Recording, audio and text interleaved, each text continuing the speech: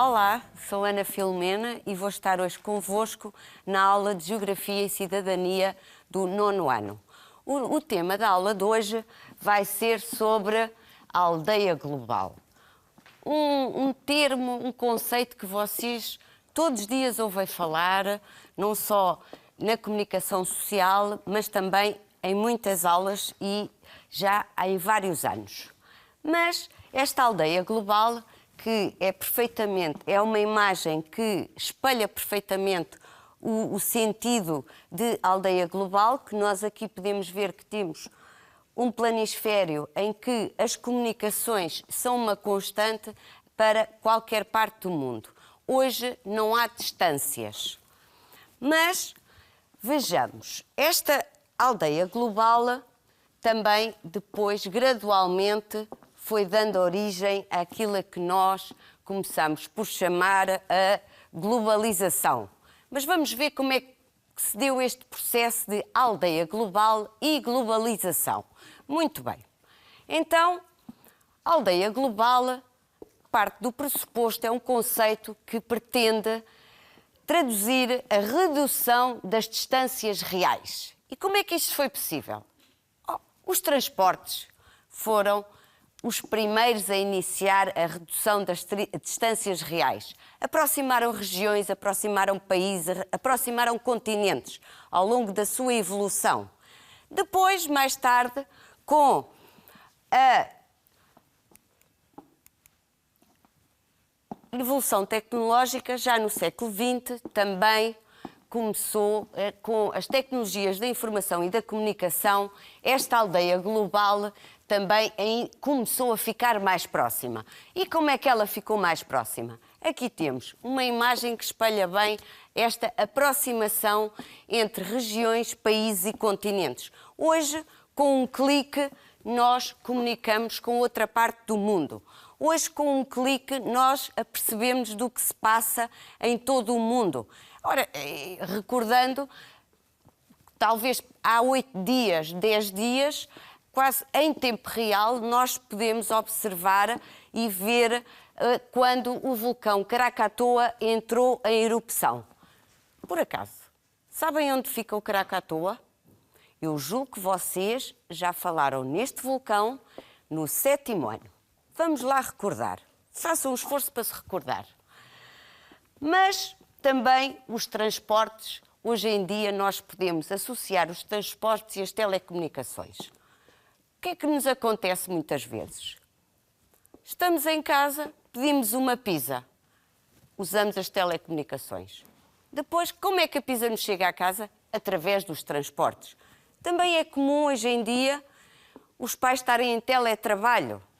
As empresas as grandes multinacionais, nos seus contactos com outros países, nos seus negócios, também usam a internet e as tecnologias da informação para comunicar. E hoje os negócios podem-se fazer através deste grande invento, desta grande evolução que foi as tecnologias da informação e da comunicação.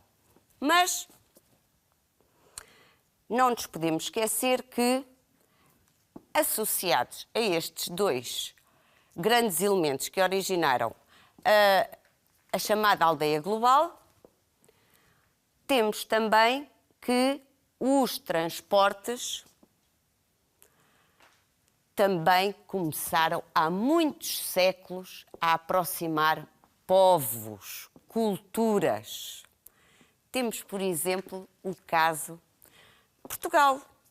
Portugal, no século XV, iniciou a expansão marítima. E o que é que nós fizemos com essa expansão? Aproximámos-nos de outros povos, de outros países, de outras regiões.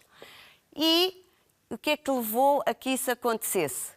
Também descobrimos novos produtos alimentares, entre outras coisas. Introduzimos novos hábitos alimentares na nossa alimentação. Lembram-se, com certeza, do que já deram em história. E vocês falaram dos descobrimentos e das grandes vantagens que trouxe para Portugal e para o mundo todo.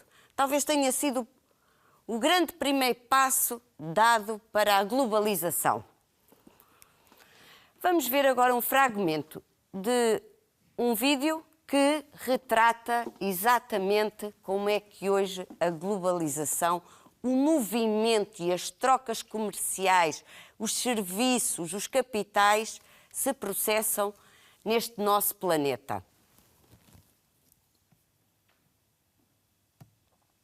Globalização é o nome dado ao processo de intensificação das trocas entre os países do mundo. Essas trocas não envolvem apenas trocas comerciais, mas também serviços, informações, capitais e pessoas. A independência gerada por essas trocas acaba por criar um espaço mundial integrado. Para alguns especialistas, o processo foi iniciado no século XVI, com as grandes navegações, mas foi sobretudo a partir do século XX, com o fim da Guerra Fria e a Terceira Revolução Industrial, que a globalização passou a apresentar as características atuais. Essas trocas à escala mundial formam redes de fluxo que podem ser materiais ou imateriais. Os fluxos materiais formam 4 grandes redes: de trocas comerciais, de capitais financeiros, de serviços, como as redes hoteleiras, por exemplo, e de migrações internacionais. Os fluxos imateriais compõem as redes de comunicação e informação, como a internet, e também as redes de serviços como os seguros. O ritmo acelerado de inovações tecnológicas e o processo de globalização também estão diretamente relacionados. As tecnologias de informação e comunicação representam elementos de transformações imediatas e radicais, pois podem promover ou aumentar a capacidade produtiva de determinada atividade económica em determinados lugares e também agilizar decisões entre empresas geograficamente distantes. Outra característica da globalização contemporânea é o livre fluxo de capitais entre os países.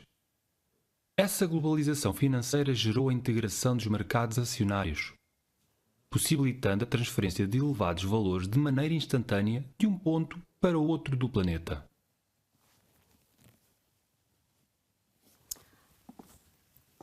Então, como podem ver, não são só os bens materiais que são transacionáveis a partir desta globalização. Também o imaterial pode e é habitualmente objeto desta comunicação mundial, desta globalização, ao nível das empresas, do indivíduo individualmente e também, para vos exemplificar agora de uma forma muito concreta, que nos últimos dias temos visto que muitos dos governantes de diferentes países, uma vez que não podem estar reunidos presencialmente, têm usado a videoconferência para comunicarem e acertarem algumas medidas a implementar nos seus países. É um exemplo forte da globalização. Também as notícias que nós hoje vimos-las de todas as partes do mundo e tudo nos chega à nossa casa. É a globalização, é a aldeia global. Conceitos diferentes, mas nunca nos esqueçamos que a aldeia global trouxe ainda, é uma expressão que resulta do nosso conceito, do modo de vida que nós diríamos, chamado em geografia, também já deram algumas, talvez o ano passado, no modo de vida urbano e no modo de vida rural. E nós sabemos que nas aldeias toda a gente se conhece, toda a gente se fala, conhecemos as pessoas todas pelo nome. É a aldeia, o modo de vida das aldeias. O que é que isto acontece? Com as tecnologias, nós temos amigos que nunca vimos, sabemos o nome deles, sabemos, por exemplo, trocamos informações com eles e vocês todos, muitas vezes, muitos de vós, jogam online com amigos que nunca viram. Se algum amigo vos está a falar de outro conhecido dele, o que é que vocês fazem muitas vezes: espera aí que vou aqui à net ver se é este que eu conheço. Isto é a verdadeira aldeia global. De circunscrita no espaço, passou a atingir e a envolver o planeta Terra. Mas vamos ver agora a aldeia global, a globalização, que tem um conceito muito mais vasto, porque envolve, então, e como nós vimos naquele fragmento de vídeo, a troca de bens, serviços, capitais e pessoas, que nós hoje em dia já não vivemos em países fechados. Temos pessoas originárias de vários pontos do mundo. Isso é o resultado desta globalização. Esta globalização ainda permitiu que nós coabitássemos com uma diversidade cultural imensa, tornou-nos a todos mais ricos. Agora, ao nível do processo produtivo, vamos ver como é que a globalização funciona.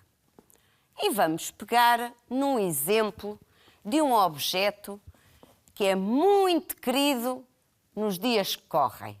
E qual é? Vejam lá se se lembram. Não passam sem ele. E muitos adultos também não. Vamos ver qual é esse objeto querido. Mas antes do objeto querido, agora troquei-vos as voltas. Se calhar agora, quando virem como é que a globalização está e coabita connosco diariamente, também vão perceber qual é o objeto querido que eu vos falo. No nosso dia-a-dia. Um dia de escola normalíssimo. Levantamos às 7 da manhã, tomamos o pequeno almoço, a seguir lavamos os dentes, vestimos umas calças, uma saia, um vestido, uns calções, pomos um polo, uma blusa, uma suete, calçamos um ténis, umas botas e, depois disto tudo, estamos vestidinhos e prontos para ir para a escola. Eis se não quando nos falta aquele objeto que para vocês é imprescindível. Pois é, porque vocês já tinham pegado nele. Acredito que muitos de vocês, assim que se levantam, é a primeira coisa que fazem. Prontinhos, saem de casa e vão até à paragem do autocarro. Nesse dia, tinham programado a turma toda. Os pais tinham deixado que vocês não almoçassem na escola e iam a um local que todos os jovens gostam de ir almoçar. Pois é, meus amigos, aqui temos, em atos tão simples, tão banais do nosso dia-a-dia, temos presente a globalização. Vejam a quantidade de marcas aqui presentes que nenhuma delas é originária do nosso país. Já repararam? Pois é. Mas os transportes permitem que todas estas marcas e outras cheguem à nossa casa no abrir e fechar de olhos. Olha, bastem olharem para a vossa cozinha, para o fogão da vossa mãe.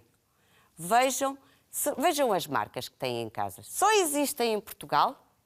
Procurem informar-se.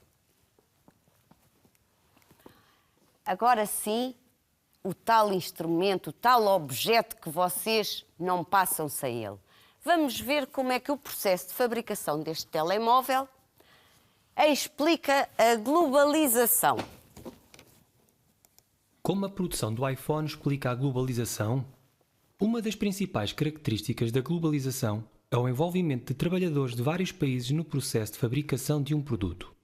Em busca de vantagens competitivas, as multinacionais sediadas nos países desenvolvidos distribuem as etapas de cadeia de produção por diversas partes do planeta. Para entender melhor como este processo funciona, vamos ver como é fabricado o iPhone.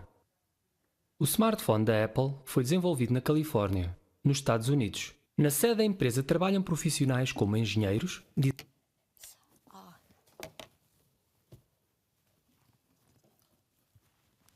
Isto foi uma gafe, desculpem, porque trabalhar com muitas coisas ao mesmo tempo, por vezes, não é fácil. E ainda vocês, quando não temos a vossa agilidade. Como a produção do iPhone explica a globalização? Uma das principais características da globalização é o envolvimento de trabalhadores de vários países no processo de fabricação. Para não perdermos mais tempo.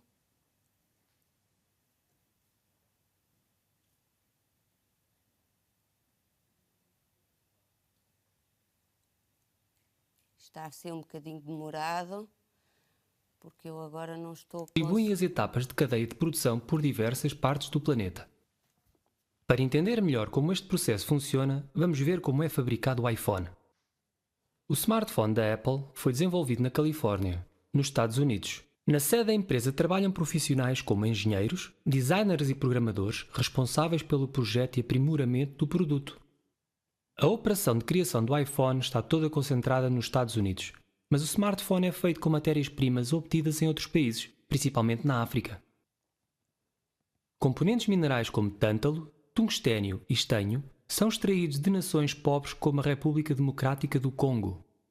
Essas matérias-primas são utilizadas para fabricar os diversos componentes que fazem parte do iPhone, como processadores, telas, câmaras e bateria.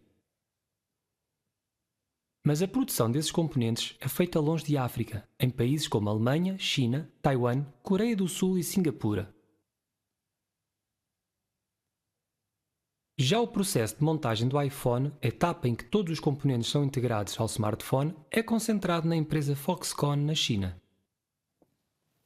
Mas por que a Apple prefere montar o iPhone na China e não nos Estados Unidos?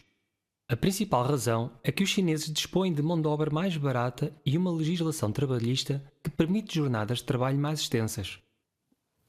Isso diminui consideravelmente os custos de produção do smartphone. Após ser montado, testado e embalado na China, o iPhone está pronto para ser enviado aos pontos de distribuição em todo o mundo. Esta última etapa fecha um complexo ciclo de produção, típico do mundo globalizado. O processo envolve trabalhadores com baixa remuneração em diversas partes do planeta. Cria menos emprego no país onde está sediada a multinacional e potencializa o faturamento da empresa que desenvolveu o produto.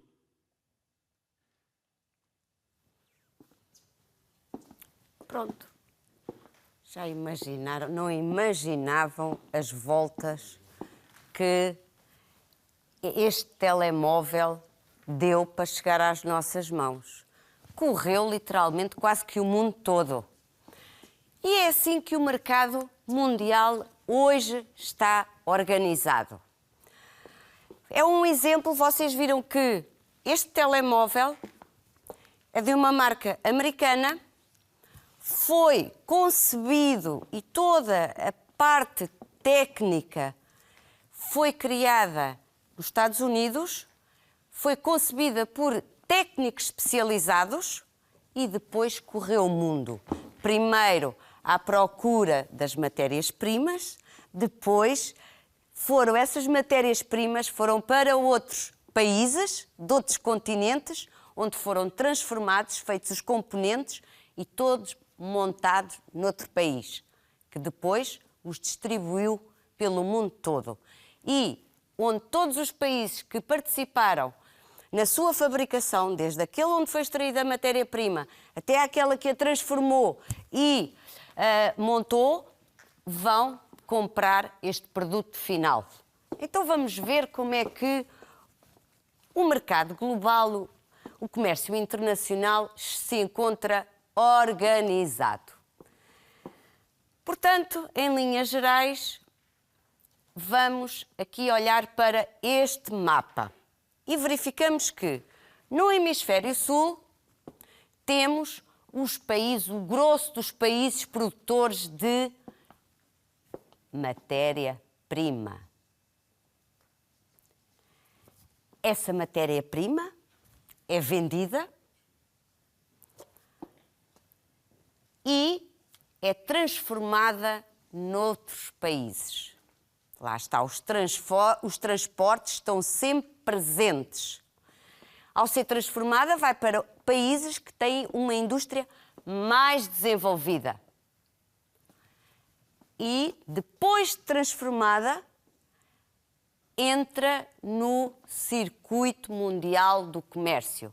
Isto é, países do Sul, os países maioritariamente em desenvolvimento e menos desenvolvidos, são aqueles cuja sua principal fonte de receita poderá ser a matéria-prima, que a vendem aos outros países do Norte. Os países do Norte são essencialmente os países desenvolvidos. Mas atenção, isto não está dividido assim Norte-Sul. Também existem países desenvolvidos no Sul, no Hemisfério Sul. Recordemos, por exemplo, e a título de exemplo também, Austrália e Nova Zelândia, que, lembrem-se lá, ficam em que continente? Recordam-se? Claro que é, tens razão. É na Oceania. Então, ao comprarem a matéria-prima, no Hemisfério Sul, vão transformá-la e depois entra no mercado consumidor, no mercado distribuidor e consumidor. E é assim que os produtos de todas as marcas entram nos nossos países e em nossas casas. É por isso que nós consumimos aqueles produtos que nós utilizamos no nosso dia-a-dia, se encontram presentes nas nossas casas. É assim que eles são, é o percurso que é feito por estes produtos. Basicamente, as grandes marcas do mundo encontram-se neste circuito comercial. Mas vamos ver que também, por vezes, a globalização pressupõe que todos tenhamos o mesmo modo de vida. As nossas casas sejam todas parecidas, a arquitetura, o conforto, até a própria alimentação, o vestuário. É acessível a todos? Vamos ver como é que se passa.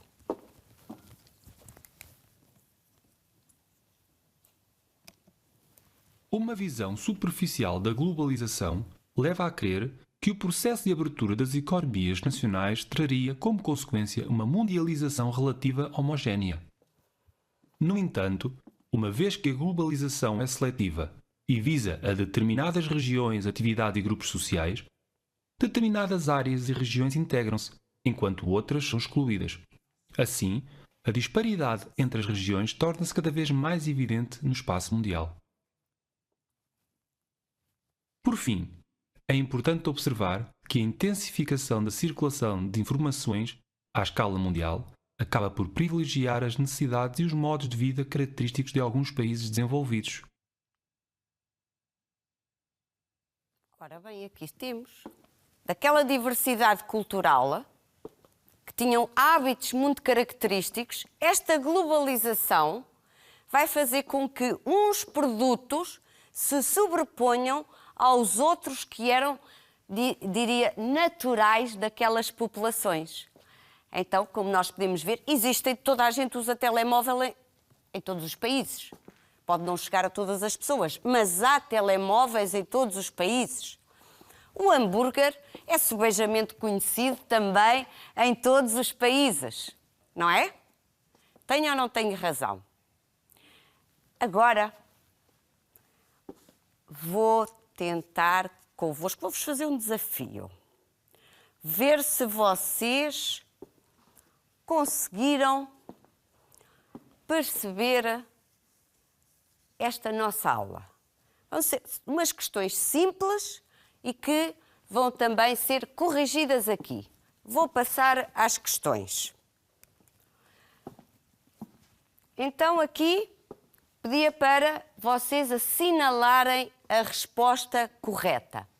A globalização é, a linha A difusão e uniformização de hábitos e modos de vida à escala local. A escala local diz respeito ao local onde nós vivemos. B. a difusão e uniformização de hábitos e modos de vida à escala regional? Regional? É de uma região, não é assim? Uma área mais vasta. É, não é?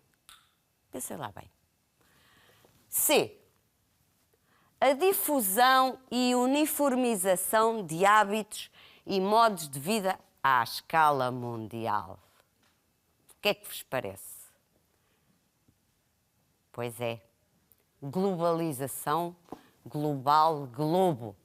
A globalização é a difusão e uniformização de hábitos e modos de vida à escala mundial. Agora, passemos a uma questão de verdadeiros e falsos. Temos aqui várias afirmações e eu agora vou aqui passar para este lado para pôr aqui a resposta correta e vamos começar pela linha A. A globalização proporciona um maior contacto entre pessoas de diferentes lugares e culturas. É verdade, proporciona. Há mais ou menos contacto. O que é que a internet nos permite? O que é que os transportes nos permitem? Claro que a linha A é verdadeira. Vocês todos acertaram, não é? Então, a linha B.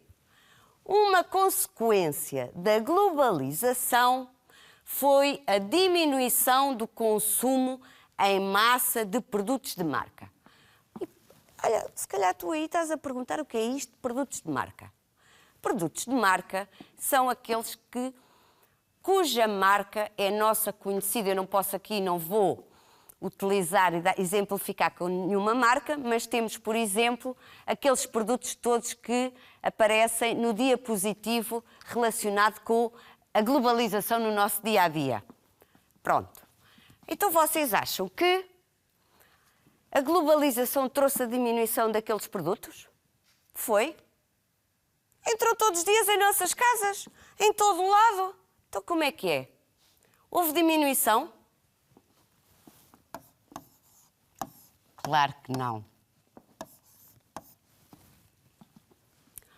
A linha C. Os países em desenvolvimento pagam mais pelos produtos industriais que importam do que recebem pelos produtos primários que exportam. Vamos pensar. Os países em desenvolvimento extraem a matéria-prima e vendem-na. É transformada, passa por um processo imenso, muitos destes produtos de indústrias diferentes e em países diferentes. Vocês acham que o produto final é mais barato do que a matéria-prima? Claro que não. Já tem o incremento dos custos de produção. Então, logicamente, quando os países que venderam a matéria-prima vão comprar o produto final, compram-nos mais baratos, mais caros, do que aquele que venderam a matéria-prima. Então, a linha C é verdadeira. E, por fim, a linha D. Existe maior dependência das economias nacionais face aos mercados globais, o que gera grande vulnerabilidade externa, sobretudo nos países em desenvolvimento. Esta é um bocadinho confusa, não é? Também me parece. Dependência. Quer dizer que estão diretamente dependentes e ligados às decisões de outrem. Uma economia de um país que assenta só na compra daqueles produtos de matéria-prima está dependente da venda desses materiais e do preço que os consegue vender. O que é que acontece? Está muito vulnerável ao comércio externo. Porquê? Compra mais caro e está dependente daquilo que eles querem comprar. Portanto, é verdadeira. E agora, deixo-vos o desafio.